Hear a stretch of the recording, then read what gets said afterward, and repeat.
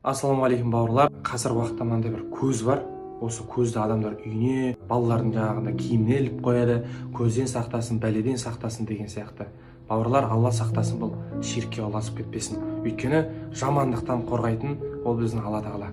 Бір жамандық келді ма, Аллаға дұға етсеңіз, Құран оқысаңыз, Алла сізді сол жамандықтан сақтайды. Енді біз мынандай көз бізді сақтап қалады ау, үйге бір жын шайтан кірмейді ау деген мақсатта, балаға көз тиіп кетпесін деген мақсатта сол нәрсені қоятын болсақ, Алла сақтасын, бұл біздің дінге қарама қайшы нәрсе екенін ұмытпаңыздар. Себебі біз жақсылықты, жамандықты да Алладан деп білеміз. Адамға көз тимеу үшін, жын шайтан жоламау үшін адам Құран оқу керек. Алла Тағала бізге осындай Құранды не үшін берді? Біз өзіміз соған амал етіп, және өзімізді жамандықтардан сақтау үшін.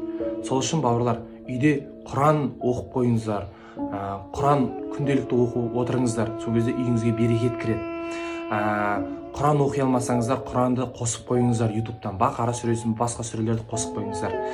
Не болмаса күнделікті Құранның бетін ашып қарап отырсаңыздар да, ол сізге сауап болады, оның өзі құлшылыққа жатады. Сол үшін бауырлар, осындай бір көзді алып ширкке кетіп қалмайық. Алла Тағала барлық күнәларды кешірем дейді, ширктен басқа дейді. Оны Алла Тағала өзі Құранда айтқан.